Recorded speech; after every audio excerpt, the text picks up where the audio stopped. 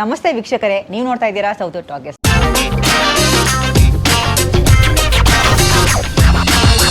ನಾನು ಮತ್ತು ಗುಂಡಾ 2 ಸಿನಿಮಾದ ರಿಯಲ್ ಹೀರೋಸ್ ಇವತ್ತು ನಮ್ಮೊಟ್ಟಿಗೆ ಇದ್ದಾರೆ. ಬನ್ನಿ ಮಾತಾಡ್ಸೋಣ. ಸರ್ ನಮಸ್ತೆ, ಇಬ್ಬರು ಹೀರೋಸ್ ಜೊತೆಗಿದ್ದೀರಾ. ನಮಸ್ಕಾರ ಮ್ಯಾಮ್, ನನ್ನ ಹೆಸರು ಸ್ವಾಮಿ ಅಂತ. ಓಕೆ, ನೀನು ಯುವನ್. ಓಕೆ, ಇವನು ಸಿಂಬಾ ಜೂನಿಯರ್, ಇವನು ಬಂಟಿ ಗುಂಡ. ನಮ್ಮ ನಾನು ಮತ್ತು ಗುಂಡ ಎರಡು ಹೀರೋಗಳು. ಯುವನ್ ಹೇಗಿದೆಯಾ? ಚೆನ್ನಾಗಿದ್ದೀವಿ. ಚೆನ್ನಾಗಿದೆಯಾ? ಹೇಗನ್ನಿಸ್ತು ಸಿನಿಮಾದಲ್ಲಿ ಮಾಡಿ? ಎಂಜಾಯ್ ಮಾಡಿದೆ.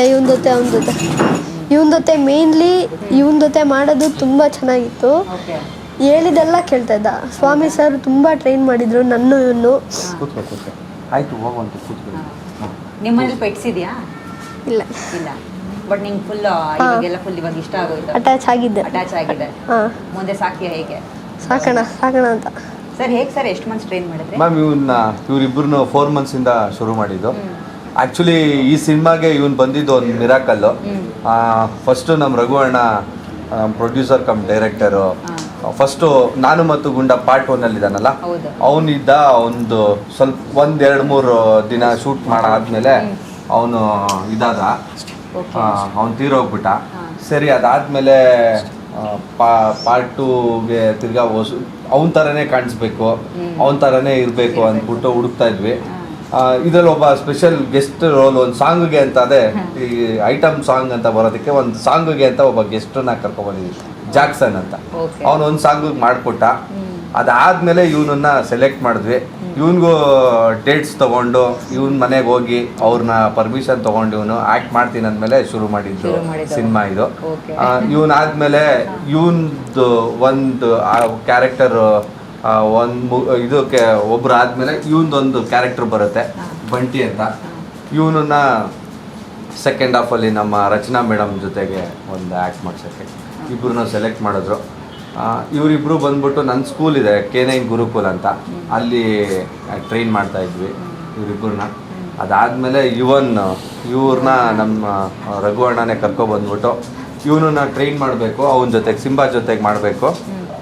ಯಾವ ಥರ ಅವನನ್ನು ಅವರಿಬ್ಬರು ಬಾಂಡಿಂಗ್ ಚೆನ್ನಾಗಿ ಕಾಣಿಸ್ಬೇಕು ಸ್ಕ್ರೀನ್ ಮೇಲೆ. ಎಲ್ಲೂ ಅವರಿಬ್ಬರು ಬೇರೆ ಬೇರೆ ಅಂತ ಗೊತ್ತಾಗ್ಬಾರ್ದು. ಯಾಕಂದರೆ ಶಂಕರನೇ ಇವರು.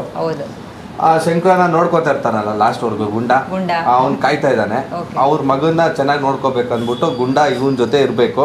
ಆ ಬಾಂಡಿಂಗ್ ಹೆಂಗೆ ಬರಬೇಕು ಅದನ್ನು ಕರೆಕ್ಟಾಗಿ ಮಾಡ್ಬೇಕು, ಮ್ಯಾಚ್ ಆಗಬೇಕು ಅಂದಾಗ ಎವ್ರಿ ಡೇ ಇವನು ಮತ್ತು ಇವ್ರ ಡ್ಯಾಡು ದಿನ ಬೆಳಗ್ಗೆ 6 o'clock ನಾನು ಸ್ಕೂಲಿಗೆ ಬರೋರು. ಇವನಿಗೆ 1 hour ಟ್ರೈನಿಂಗ್ ಸೆಷನ್ ನಡೆಯೋದು ಅವನ ಜೊತೆಗೆ. ಫಸ್ಟ್ ಅವ್ನು ದೊಡ್ಡ ಸಿಂಬಾ ಜೊತೆಗೂ ಮಾಡಿದ್ವಿ. ಅವ್ನು ಹೋದ್ಮೇಲೆ ಇವನ ಜೊತೆಗೆ ಸ್ಟಾರ್ಟ್ ಮಾಡಿದ್ದು. ಇವನು ಬರಲ್ಲ ಇವ್ರ ಜೊತೆಗೆ, ಅವನು ಮಾತ್ರ. ಅವಾಗ ತುಂಬ ಡೆಡಿಕೇಶನ್ ಆಗಿ, ಮಳೆ ಬಂದರು ಏನೇ ಆದರೂ ಬೆಳಗ್ಗೆ ಎದ್ದು ಕ್ಲೀನಾಗಿ ಇಬ್ಬರು ಇನ್ ಟೈಮು ಕರೆಕ್ಟಾಗಿ ಬರೋರು. ಟ್ರೈನಿಂಗ್ ತೊಗೊಂಡು ಏನು ಸಿನಿಮಾನಲ್ಲಿ ಅವರಿಬ್ರದ್ದು ಕೊಲಾಬ್ರೇಷನ್ ಹೆಂಗಿದೆ ಅಂದರೆ, ಓಕೆ ಇಬ್ಬರೂ ಒಂದೇ ಮನೇಲಿ ಇದ್ದಾರೆ ಅಂತ ಅನಿಸ್ಬಿಡುತ್ತೆ, ಅಣ್ಣ ತಮ್ಮ ಇಬ್ಬರು. ಅಷ್ಟು ಚೆನ್ನಾಗಿ ಮಾಡಿದ್ದಾರೆ ಇಬ್ಬರೂ. ಮತ್ತು ಇವ್ನಿಗೆ ಏನು ಹೇಳ್ಕೊಟ್ರು ಯಾವುದೇ ಇದಿಲ್ದಿರ, ಯಾಕಂದರೆ ಚಿಕ್ಕ ಮಕ್ಳಿಗೆ ತುಂಬ ಕಷ್ಟ ಅವ್ರಿಗೆ ಹೇಳ್ಕೊಡೋದು, ಅವ್ರು ಹೇಳಿದ್ದು. ಬಟ್ ಇವ್ನು ಅದನ್ನು ಮೆಚ್ಯೂರ್ಡ್ ಆಗಿ ಏನೇ ಹೇಳಿದ್ರು ರಿಸೀವ್ ಮಾಡಿ, ಓಕೆ ಅಣ್ಣ ಮಾಡಿಕೊಡ್ತೀನಿ, ಹಿಂಗೆ ಮಾಡ್ತೀನಿ ಅಂತ ತುಂಬ ಚೆನ್ನಾಗಿ ಕೋಆಪ್ರೇಟ್ ಮಾಡ್ದ. ಯಾಕಂದರೆ ಅನಿಮಲ್ ಜೊತೆ ಮಾಡಬೇಕಂದ್ರೆ ಒಬ್ಬರು ಸೋಲ್ಲೇಬೇಕಲ್ಲ, ಅದು ಇವ್ನು ಸೋಲ್ತಾ ಇದ್ದ. ಸೂಪರ್. ಎಷ್ಟು ಚಾಲೆಂಜಿಂಗ್ ಆಗಿತ್ತು ನಿಮಗೆ ಅಂದರೆ ಟ್ರೈನ್ ಮಾಡೋದು? ಅಂದರೆ ಇದುವರೆಗೆ ತನಕ ಎಷ್ಟು ಡಾಗ್ಸ್ ಟ್ರೈನ್ ಮಾಡಿದ್ದೀರಾ ಸರ್? ಮ್ಯಾಮ್ ನಾನೊಂದು 2000 ಡಾಗ್ಸ್ ಮೇಲೆ ಟ್ರೈನ್ ಮಾಡಿದ್ದೀನಿ. ನಾನೊಂದು 2007 ಟ್ರೈನಿಂಗ್ ಅಕಾಡೆಮಿ ನಡೆಸ್ತಾ ಇದ್ದೀನಿ. ಇದು ಬಿಟ್ಟು ಗುಂಡ ಬಿಟ್ಟು ಒಂದು ಕನ್ನಡ ಸಿನಿಮಾಲಿ ಕಿಸ್ ಅಂತ, ಮತ್ತು ಶ್ಯಾಮ್ ಬಹದ್ದೂರ್ ಅಂತ ಹಿಂದಿ ಸಿನಿಮಾ, ಒಂದಷ್ಟು ಸಿನಿಮಾಗಳು ಮಾಡಿದ್ದೀವಿ. ಶಾರ್ಟ್ ಮೂವಿ ಎಲ್ಲ ಅವಾರ್ಡ್ ವಿನ್ನಿಂಗ್ದು ಶಾರ್ಟ್ ಮೂವೀಸ್ ಎಲ್ಲ ಮಾಡಿಸಿದ್ದೀನಿ ಡಾಗ್ ಕೈಲಿ. ಇವತ್ತೇನಾದರೂ ನಾವೇನಾದ್ರು ಇಲ್ಲಿ ಕೂತ್ಕೊಂಡು ನಿಮ್ಮ ಜೊತೆ ಮಾತಾಡ್ತಾ ಇದೀವಂದ್ರೆ ಇವ್ರು ನಮಗೆ ಕೊಟ್ಟಿರೋ ಭಿಕ್ಷೆ. ಇವ್ರಿಲ್ಲ ಅಂದರೆ ನಾವೇನಿಲ್ಲ, ಇವ್ರ ಹಿಂದೆನೇ ನಾವು. ಇವ್ರಿದ್ರೇ ಎಲ್ಲ ನಾವು. ಇವತ್ತವರೆಗೂ ಇಲ್ಲಿಗೆ ಏನು ಸಿನಿಮಾ ಇವತ್ತು ನಾನು ಮತ್ತು ಗುಂಡ ಪಾರ್ಟು ಗೆಲ್ಲೇಬೇಕು ಅಂದ್ಬಿಟ್ಟು ಒಂದು ಹಠ ತೊಟ್ಟು ಅವ್ರ ಜೊತೆ, ರಘು ಸರ್ ಜೊತೆ. ಯಾಕಂದರೆ ಎಲ್ಲರೂ ನೋಡಿರ್ತೀರಾ ನೀವು, ಸಿನಿಮಾನಲ್ಲಿ ಹೀರೋನ ಹಾಕೊಂಡು ಮಾಡ್ತಾರೆ, ದೊಡ್ಡ ದೊಡ್ಡ ಸ್ಟಾರ್ ಹಾಕೊಂಡು. 2 ಮುಗ್ಧ ಜೀವಿಗಳನ್ನ ಮಾತು ಬರ್ದೇವ್ರವ್ರನ್ನ ಹಾಕ್ಕೊಂಡು ಸಿನಿಮಾಗೆ ಬಂಡವಾಳ ಹಾಕಿ ಇವ್ರನ್ನ ನಂಬಿ, ಓಕೆ ನೀನು ಮಾಡಿಸ್ತೀಯ ಅನ್ನೋ ಒಂದು ಕಾನ್ಫಿಡೆಂಟಲ್ಲಿ ಬಂಡವಾಳ ಹಾಕೋದಿದೆಯಲ್ಲ ಹೌದು. ಅದು ತುಂಬಾ ಚಾಲೆಂಜಿಂಗು, ಅದೇ ನಮ್ಗೆ ಚಾಲೆಂಜಿಂಗ್. ಈಗ ನೀವು ಹೇಳಿದ್ರೆ 2000 ಡಾಗ್ಸ್ಗಳನ್ನ ನೀವು ಟ್ರೈನ್ ಮಾಡಿದ್ದೀರಾ ಅಂದ್ರೆ ಯಾವ ಬ್ರೀಡ್ ತುಂಬಾ ಫ್ರೆಂಡ್ಲಿ ಆಗಿರುತ್ತೆ? ಮ್ಯಾಮ್ ಅದು ಓನರ್ ಮೇಲೆ ಡಿಪೆಂಡ್. ಓನರ್ ಹೆಂಗ್ ಇರ್ತಾರೆ, ಎಲ್ಲ ಡಾಗ್ಸು ಫ್ರೆಂಡ್ಲಿನೇ, ಎಲ್ಲ ಡಾಗ್ಸು ಅಗ್ರೆಷನ್. ನಾವು ಯಾವ ಥರ ನೋಡ್ಕೊಳ್ಳೋದ್ರ ಮೇಲೆ ಡಿಪೆಂಡ್ ಅದು. ಓನರ್ಸ್ ಯಾವ ಥರ ಅದನ್ನ ಟ್ರೀಟ್ ಮಾಡ್ತಾರೆ, ಓನರ್ ಹೆಂಗೆ ಅದು ಕಂಫರ್ಟಬಲ್ ಝೋನಲ್ಲಿ ಅದನ್ನ ಬೆಳೆಸ್ತಾರೆ ಅನ್ನೋದ್ರ ಮೇಲೆ ಡಿಪೆಂಡು. ನಾನು ಫಸ್ಟೇ 4 monthಸಿಂದಾನೇ ನಾನು ಗ್ರೌಂಡ್ಗೆ ಕರ್ಕೊಂಡ್ಬಿಡ್ತೀನಿ. ಸೇಮ್ ಲೈಕ್ ನಂದು ಸ್ಕೂಲ್ ಇದೆ ಮಕ್ಳ ಥರ, ಈ ಮಕ್ಳಿಗೆ ಹೆಂಗ್ ಸ್ಕೂಲ್ ಇದೆ ಹಂಗಿದೆ. ನಂದು ಸ್ಕೂಲ್ ವ್ಯಾನ್ ಇದೆ ಇವ್ರನ್ನ ಕರ್ಕೊಂಡು ಬರೋದಕ್ಕೆ. ಬೆಳಗ್ಗೆ ಇವ್ನು ನೋಡಿದಾನೆ, ಅದೆಲ್ಲ ಒಂದೇ ಕಡೆ ಕರ್ಕೊಂಡು ಬರ್ತೀವಿ. ಎಲ್ಲ ಡಿಫ್ರೆಂಟ್ ಬ್ರೀಡ್ಸ್ ಇದೆ. ರಾಟ್ ವೀಲರ್ ಇದೆ, ಜರ್ಮನ್ ಶೆಪರ್ಡ್ ಇದೆ, ಡೋಬರ್ಮ್ಯಾನ್ ಇದೆ, ಬುಲ್ಲಿ ಕುತ್ತಾ ಇದೆ, ಪಿಟ್ ಬುಲ್ ಇದೆ, ಎಲ್ಲ ಬ್ರೀಡ್ಸು ಬರುತ್ತೆ. ಟಾಯ್ ಬ್ರೀಡಿಂದ ಹಿಡಿದು ಲಾರ್ಜ್ ಬ್ರೀಡ್ವರೆಗೂ ಬರುತ್ತೆ. ಎಲ್ಲರಿಗೂ ಓನರ್ಸ್ಗೆ ಟ್ರೈನ್ ಮಾಡ್ತೀವಿ. ನಾನು ಓನರ್ಸ್ಗೆ ಟ್ರೈನ್ ಮಾಡ್ಬಿಡ್ತೀನಿ. ಎಂಡ್ ಆಫ್ ದ ಡೇ ಅವ್ರ ಜೊತೆನೆ ಕೇಳಬೇಕು ಅಂತ. ಆ ಓನರ್ಸ್ ಸಪೋರ್ಟ್ ಮಾಡಿದಕ್ಕೆ ಈ ತರ ಬಂದಿದೆ ಅಷ್ಟೇ. ಆ ಓನರ್ಸ್ ಇಲ್ಲ ಅಂದ್ರೆ ನಮ್ಮ ಕೈಲಿ ಏನು ಮಾಡೋಕ್ಕಾಗಲ್ಲ. ಕೆಲವು ನೀವು ಹೇಳ್ತಿದ್ರೆ ಇವಾಗ ಬ್ರೀಡ್ಸ್ ನೇಮ್ ಕೆಲವು ಅವೆಲ್ಲ ತುಂಬಾ ಅಗ್ರೆಷನ್ ಅಂದ್ರೆ ತುಂಬಾ ಅಗ್ರೆಸಿವ್ ಸೈಡ್ ಅಲ್ವಾ? ಅಂದ್ರೆ ಇಲ್ಲ, ನನ್ನ ಹತ್ರ ಇದೆ, ಫ್ರೀ ಆಗಿ ಬಿಟ್ಬಿಟ್ಟು ಟ್ರೈನ್ ಮಾಡ್ತೀವಿ. ಅವ್ರ ಜೊತೆ ಆರಾಮಾಗಿ ಕೂತಿರ್ತೀವಿ, ಏನು ಮಾಡೋದಿಲ್ಲ. ಏನು ಮಾಡಿ. ಓಕೆ. ಇತ್ತೀಚೆಗೆ ಒಂದು ಇನ್ಸಿಡೆಂಟ್ ನಡೀತು, ನಿಮಗೆ ಗೊತ್ತಿರೋ ಹಾಗೆ. ಸುಪ್ರೀಂ ಕೋರ್ಟ್ ಅವರು ಈ ಬೀದಿ ನಾಯಿಗಳನ್ನ ತೆರವುಗೊಳಿಸಬೇಕು ಅನ್ನೋದು, ಮತ್ತೆ ಅದಕ್ಕೆ ವ್ಯಾಕ್ಸಿನೇಟ್ ಆಗಿರೋ ನಾಯಿಗಳನ್ನ ಮಾತ್ರ ಒಂದಷ್ಟು ಸಿಟಿ ಲಿಮಿಟ್ಸ್ಗಳಲ್ಲಿ ಬಿಡಬೇಕು ಅಂತ. ಈಗ ನೀವು ಅಂದರೆ 1000 ರೂಪಾಯಿ ಕೊಟ್ಟು ಬ್ರೀಡ್ ನಾಯಿಗಳನ್ನ ತೊಗೊಂಡಿರ್ತೇವೆ, ಬಟ್ ಇವಾಗ ಬೀದಿ ನಾಯಿಗಳಂತ ಬಂದಾಗ ನಿರ್ಲಕ್ಷ್ಯ ಮಾಡ್ತೀವಿ. ನಿಮ್ಮ ಒಪಿನಿಯನ್ ಏನಿದ್ರ ಬಗ್ಗೆ? ಮ್ಯಾಮ್, ಇವಾಗ ನಾನು ಅದಕ್ಕೆ ಹೇಳ್ತೀನಿ, ಒಂದು ರೋಡಲ್ಲಿ ಒಂದು 100 ಮರ ಇರುತ್ತೆ ಮ್ಯಾಮ್. 100 ಮರದಲ್ಲಿ ನನಗೆ 100 ಮರನೂ ಬೇಕು ಅಂತ ಇಷ್ಟ ಇರುತ್ತೆ ಮ್ಯಾಮ್. ಇನ್ನೊಂದು ಇಬ್ಬರಿಗೆ ಆ 100 ಮರ ಬೇಕಾಗಿರಲ್ಲ ಮ್ಯಾಮ್. ಅದು ಅವ್ರವ್ರ ಭಾವನೆಗೆ ತಕ್ಕಂಗೆ. ನನಗೆ ಎಲ್ಲ ಡಾಗ್ಸು ಒಂದೇ ಮ್ಯಾಮ್, ಸ್ಟ್ರೇ ಡಾಗ್ಸ್ ಆಗಲಿ ಎಲ್ಲ ಒಂದೇ. ನನಗೆ ಇಷ್ಟ ಇರೋರು ಸ್ಟ್ರೇ ಡಾಗ್ಸ್ನ ಅಡಾಪ್ಟ್ ಮಾಡ್ಕೋತಾರೆ. ನಂಗೆ ಇದೇ ಪರ್ಟಿಕ್ಯುಲರ್ ಆಗಿ ಬ್ರೀಡ್ ಬೇಕು ಅನ್ನೋರು ಅದನ್ನೇ ತೊಗೊತಾರೆ. ಲುಕ್ಕಾಗೆ ಕಾರ್ ತೊಗೊಳ್ಳೋರು ಮ್ಯಾಮ್. ಇವಾಗ ಇದು ಬಂದ್ಬಿಟ್ಟು ಮಾರುತಿ ಸುಜುಕಿ ಅವ್ರದ್ದೆಲ್ಲ ಬಂದ್ಬಿಟ್ಟು ಒಳ್ಳೆ ಮೈಲೇಜ್ ಸಿಗುತ್ತೆ, ಎಲ್ಲರೂ ಅದನ್ನೇ ತೊಗೊಳ್ಳಿ ಅಂದರೆ ಎಲ್ಲರೂ ತೊಗೊಳಕ್ಕಾಗಲ್ವಲ್ಲ. ಅದೇ ಥರ ಇವರು ಹಂಗೆ ಮ್ಯಾಮ್. ಇವ್ರು ಒಂದು ದೊಡ್ಡ ಬ್ರ್ಯಾಂಡ್ ಮ್ಯಾಮ್, ಪೆಟ್ಸ್ ಯೂನಿವರ್ಸಲ್. ಅವ್ರಿಗೆ ಯಾವ್ದು ಇಷ್ಟ ಇರುತ್ತೋ ಅದು. ಎಲ್ಲರಿಗೂ ನಾವು ಇದನ್ನೇ ತೊಗೋಬೇಕು, ಹಿಂಗೆ ತೊಗೋಬೇಕಂತ ಯಾರಿಗೂ ಫೋರ್ಸ್ ಮಾಡೋಕ್ಕಾಗಲ್ಲ.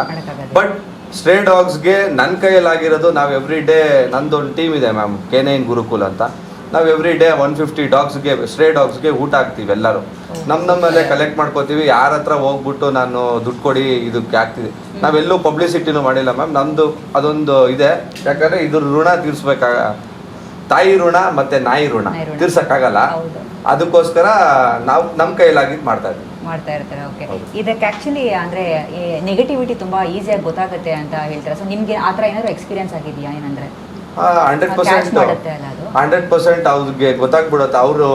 ಅವ್ರದ್ದು ಡೈಲಿ ಆಕ್ಟಿವಿಟೀಸಲ್ಲಿ ಚೇಂಜ್ ಆಗಿದ ತಕ್ಷಣ ಗೊತ್ತಾಗ್ಬಿಡುತ್ತೆ. ಅವ್ರಿಗೇನು ಸಮಥಿಂಗ್ ರಾಂಗ್ ಇಲ್ಲ, ಅವ್ರಿಗೆ ಹುಷಾರಿಲ್ಲದೆ ಇದ್ರು ಹಂಗೆ ಆಗುತ್ತೆ, ಇಲ್ಲ ನಮ್ಗೇನಾದ್ರು ಆಗ್ಬೇಕಂದ್ರೆ ಅಂತ. ಇನ್ನು ಅದು ಆ್ಯಕ್ಚುಲಿ ಡೈಲಿ ಅವ್ರ ಜೊತೆ ಒಡನಾಟ ಇದ್ರೆ ಮಾತ್ರನೇ ನಮಗೆ ಆ ಚೇಂಜಸ್ ಗೊತ್ತಾಗುತ್ತೆ. ನೀವೇನಾದ್ರು ಎಕ್ಸ್ಪೀರಿಯನ್ಸ್ ಮಾಡಿದ್ದೀರಾ ಸರ್ ಯಾವುದಾದ್ರೂ ಇನ್ಸಿಡೆಂಟು? ನನ್ಗೆ ಅಷ್ಟೊಂದು ನಾ ಅಬ್ಸರ್ವ್ ಮಾಡಿಲ್ಲ ಮ್ಯಾಮ್. ನಮ್ದೇನಿದ್ರು ಇವ್ರನ್ನ ನಾವು ಯಾವತ್ತು ಡಾಗ್ ಅಂತ ಒಂದು ಮಕ್ಕಳು ಥರ ಟ್ರೀಟ್ ಮಾಡಿದ್ದೀವಿ. ಅದು ಅಷ್ಟೊಂದು ಅಬ್ಸರ್ವ್ ಮಾಡಿಲ್ಲ. ಇನ್ನು ಸಿನಿಮಾ ಫುಲ್ ಬಂದಾಗ, ಸಿನಿಮಾನಲ್ಲಿ ಇವರಿಬ್ರು ತುಂಬ ಚೆನ್ನಾಗಿ ಕೋಆಪ್ರೇಟ್ ಮಾಡಿದ್ರು, ಎಲ್ಲೂ ಹುಷಾರಿಲ್ದಿರೋ ಥರ. ಬಿಕಾಸ್ ನಮ್ಮ ಪ್ರೊಡಕ್ಷನ್ ಟೀಮ್ ಇದೆ, ಒಂದಷ್ಟು ಜನ ಇದ್ದಾರೆ, ಅಸೋಸಿಯೇಟ್ ಡೈರೆಕ್ಟ್ರಿಂದ ಹಿಡಿದು ಇದು. ಪ್ರತಿಯೊಬ್ಬರಿಗೂ ಪೆಟ್ ಅಂದ್ರೆ ಇಷ್ಟ. ಅವ್ರು ಎಲ್ಲದಕ್ಕೂ ರೆಡಿಯಾಗಿರೋರು. ಅಂದರೆ ಈ ಸಿನಿಮಾನಲ್ಲಿ ನಾನು ಬೇರೆ ಸಿನಿಮಾ ನೋಡಿದ್ರೆ ಪ್ರೊಡಕ್ಷನ್ ಅಂದರೆ ಆ ಪ್ರೊಡಕ್ಷನ್ ಅವರು ಅದನ್ನು ಮಾಡಬೇಕು, ಅಸೋಸಿಯೇಟ್ ಇದನ್ನೇ ಮಾಡಬೇಕು, ಅವ್ರವ್ರದ್ದೇ ಒಂದೊಂದು ಇದು ಜಾನರಲ್ಲಿ ಇರ್ತಾರಲ್ಲ. ಆ ಥರ ನನ್ನ ಟೀಮ್, ಈ ಟೀಮಲ್ಲಿ ಇಲ್ಲ. ಎಲ್ಲರೂ ಪೆಟ್ಸಿಗೆ ಬೇಕು ಅಂದರೆ ಎಲ್ಲರೂ ಎಲ್ಲ ಇಳ್ಬಿಟ್ಟು ಮಾಡೋರು, ಇಲ್ಲ ನೀರಲ್ಲಿ ಮಾಡ್ಬೇಕಂದ್ರೆ ಅವರು ಜೊತೆಲಿ ನಿಂತಿರೋರು. ಇವ್ರು ನೀರಲ್ಲಿ ನಿಂದ್ರೆ ಅವರು ನಿಂತ್ಕೊಂಡು ಸ್ವಲ್ಪ, ಯಾಕಂದರೆ ಸ್ಟ್ರೇ ಡಾಗ್ಸ್ಗಳು ತುಂಬ ಇರೋದಲ್ಲಿ ಶೂಟ್ ಮಾಡೋ ಟೈಮಲ್ಲಿ. ಅವಾಗ ಏನಾಗ್ಬಿಡೋದು, ಇವ್ರನ್ನ ಕಾಯ್ಬೇಕಲ್ಲ, ಅವರು ಎಲ್ಲ ಗೋಡೆ ಥರ ನಿಂತಿರೋರು ತುಂಬ ಜನ. ಓಕೆ. ನಿಮಗೆ ಪರ್ಸನಲ್ ಫೇವ್ರೆಟ್ ಬ್ರೀಡ್ ಅಂತ ಏನಾದ್ರು ಇದೆಯಾ? ಹೆಂಗೆ? ನಂದು ಬೆಲ್ಜಿಯಂ ಮ್ಯಾಲಿನೋಸ್ ಮ್ಯಾಮ್, ನಂದು ಫೇವ್ರೆಟ್ ಬ್ರೀಡ್. ನಿನಗೆ? ಲ್ಯಾಬ್ ಇಷ್ಟ. ಓಕೆ. ಚಾರ್ಲಿ ನೋಡಿದ್ಯಾ? ತುಂಬ ಇಷ್ಟ ಆಯ್ತಾ? ಹೇಗೆ ಮ್ಯಾನೇಜ್ ಮಾಡ್ತಾ ಇದ್ದ ಸ್ಟಡೀಸು ಮತ್ತು ಶೂಟ್ಸ್ ಎಲ್ಲ? 2 months ಲೀವ್ ಹಾಕಿದ್ದೆ. ಹೋದ ತಕ್ಷಣ ಎಲ್ಲ ಕವರ್ ಅಪ್ ಮಾಡ್ಕೊಂಡೆ, ಏನು ಬಿಡಲಿ, ಏನು ಪ್ರಾಬ್ಲಮ್ ಆಗಿಲ್ಲ. ಮುಂದೆ ಏನು ಪ್ಲಾನ್ಸ್? ನೋಡಬೇಕು, ಫಸ್ಟ್ ಎಜುಕೇಷನ್ ಕಂಪ್ಲೀಟ್ ಮಾಡಬೇಕು. ಒಳ್ಳೇದಾಗಲಿ ಸರ್, ತುಂಬ ಚೆನ್ನಾಗಿ ಟ್ರೈನ್ ಅಪ್ ಮಾಡಿದ್ದೀರಾ. Thank you so much. Thank you ma'am. ಅದು September 5th ನಾನು ಮತ್ತು ಗುಂಡ ಪಾರ್ಟ್ 2 ರಿಲೀಸ್ ಆಗ್ತಿದೆ. ಎಲ್ಲರೂ ನೋಡಬೇಕು, ಯಾಕಂದರೆ ಇದೊಂದು ದೊಡ್ಡ ಎಂಟರ್ಟೈನ್ಮೆಂಟ್ ಮೂವಿ, ಮತ್ತು ಮಕ್ಕಳಿಗೆ ಸಿಕ್ಕಾಪಟ್ಟೆ ಇಷ್ಟ ಆಗುತ್ತೆ. ಎಲ್ಲ ಮಕ್ಕಳು ನೋಡ್ಬಿಟ್ಟು ಮತ್ತೆ ಅವ್ರ ಪೇರೆಂಟ್ಸ್ಗೆ ಹೇಳ್ಬೇಕು, ಯಾಕಂದ್ರೆ ಪೇರೆಂಟ್ಸ್ ಕರ್ಕೊಂಡು ಹೋದ್ರೆ ಮಕ್ಕಳು ನೋಡ್ತಾರೆ. ಅಟ್ಲೀಸ್ಟ್ ಇವಾಗ ನಾವು ಟ್ರೈಲರ್ ಬಿಟ್ಟಿದ್ದೀವಿ, ಸಾಂಗ್ ಬಿಟ್ಟಿದ್ದೀವಿ, ಡಾಗ್ದು ಅಷ್ಟೊಂದು ಆಕ್ಟಿವಿಟೀಸ್ ಇದೆ. ನೀವೆಲ್ಲ ನೋಡಿ ನಮಗೆ ಆ ಎಂಟರ್ಟೈನ್ಮೆಂಟ್ನ ಎಂಕರೇಜ್ ಮಾಡಿದ್ರೆ 100% ಈ ಥರ ಎಷ್ಟೊಂದು ಮಕ್ಳಿಗೆ ಹೆಸರೇ ಇರಲ್ಲ. ಇವಾಗ ನಾನು ಹೆಸರು ಇಟ್ಕೊಂಡಿದ್ದೀನಿ ಬಂಟಿ ಅಂತ, ನನ್ನ ಫ್ಯಾಮಿಲಿಗೆ ಮಾತ್ರ ಗೊತ್ತಿರುತ್ತೆ. ಇವಾಗ ಸಿನಿಮಾ ರಿಲೀಸ್ ಆಯಿತು ಅಂದರೆ ವರ್ಲ್ಡ್ ವೈಡ್ ಗೊತ್ತಾಗತ್ತೆ. ಇವ್ರಿಗೊಂದು ಮೈಲ್ ಸ್ಟೋನ್ ಅದು. ಯಾಕಂದರೆ ನಮ್ಮ ಕಡೆಯಿಂದ ಇವಾಗ ನಾನು ಇಷ್ಟೊಂದೆಲ್ಲ ಮಾತಾಡ್ತಾ ಇದ್ದೀನಿ, ಇವ್ರು ಕೆಲಸ ಮಾಡಿರೋದು, ಅವನು ಸಿಂಬಾ ಕೆಲಸ ಮಾಡಿದ್ದಾನೆ, ಅವ್ನು ಮಾತಾಡ್ತಾ ಇಲ್ಲ, ನಾನು ಅವ್ನ ಫೇವರ್ ಆಗಿ ನಾನು ಮಾತಾಡ್ತಾ ಇದ್ದೀನಿ. ಕೇಳ್ಕೊಳ್ಳೋದಿಷ್ಟೇ, ಬಂಟಿ ಮತ್ತು ಸಿಂಬಾ ಕಡೆಯಿಂದ ಎಲ್ಲರೂ ನೋಡಿ, ಪೆಟ್ ಲವರ್ಸಿಂದ ಹಿಡಿದು ಫ್ಯಾಮಿಲಿ ಫುಲ್ ನೋಡಿ. ಎಂಟರ್ಟೈನ್ಮೆಂಟ್ 100% ಇರುತ್ತೆ. ನಮ್ಗೆ ಎಂಕರೇಜ್ ಮಾಡಿದ್ರೆ ಈ ಥರ ಮಕ್ಕಳನ್ನ ಇನ್ನೊಂದಷ್ಟು ಸಿನಿಮಾನ ತೋರಿಸ್ಬೋದು, ಇನ್ನೊಂದಷ್ಟು ಎಂಟರ್ಟೈನ್ಮೆಂಟ್ ಮಾಡ್ಬೋದು ಅಂತ ಕೇಳ್ಕೊತೀನಿ. ತುಂಬ ಚೆನ್ನಾಗಿ ಟ್ರೈನ್ ಅಪ್ ಮಾಡಿದ್ರೆ sir. Thank you so much. ನಿಮಗೂ ಒಳ್ಳೇದಾಗಲಿ. Okay madam, okay.